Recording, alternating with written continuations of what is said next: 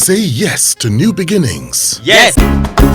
Say yes to new beginnings. Yes. Say yes to... One of the funny excuses that people normally give is that the money they have or the money they make is not enough. Yet they are expected to save out of that money.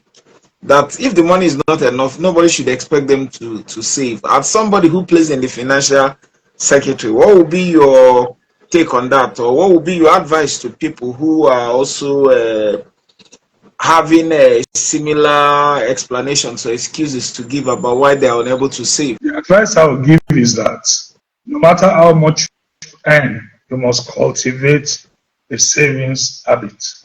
If you want to invest, you cannot invest. You can invest from your savings, and you can invest from borrowings. You can borrow money and invest. You can also save and invest. And you hear people say you have to save for the rainy day. It's not out of place to say, how much am I earning that you expect me to save? The truth is that whatever you earn, cultivate a savings habit, because you may need the money someday. If you require 100,000 to do something, and you come to Azu and you tell Azu that, Azu, I need 100,000, but I have saved 50.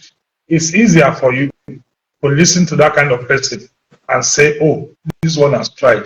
But somebody comes to you that, I want to do a particular business. I need 100,000. I do not have anything saved. I do not have anything. Even if you are going to help that person, you are going to go through some stress. If you think you are committed to helping somebody that wants to do a business of 100,000 and has not put anything together, I'm not saying you cannot help that person, but what you need to do yourself to be convinced that this one needs to be helped, you will have to do it. So savings must be a culture. When the country Nigeria refuses or is unable to save, say our foreign reserve is in negative, it affects almost everything. And then you've had cases of our government printing money to defend our position, to defend the dollar. It's the unbearable consequences. We are still struggling with it. So in your own private capacity, it is nice to create savings culture.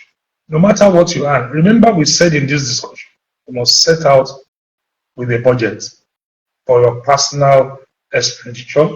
How much do I make? How much is my salary? What kind of expenditure do I need to incur?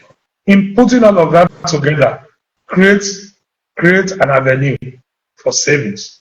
Don't wipe all your money on on expenditure.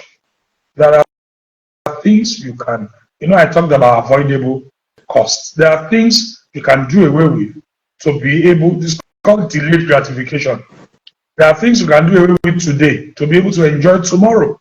There are things you can do away with today to set you on the path of growth and sustainability. And one of the things, outflow from whatever you earn or you make as a business, include savings for tomorrow. It is one habit. It's one habit that you must cultivate. If you earn 1,000 naira, and you have it as a habit to save 100 naira, that's the kind of thing I'm talking about. You earn 1,000 naira, and it has become your habit to save 100 naira from every 1,000 naira that you earn. That's the kind of thing I'm talking about. It's like a policy statement, and if you abide by it, one day the money that will come in handy to meet a need, which may be unforeseen, which may be unexpected, or which may be a planned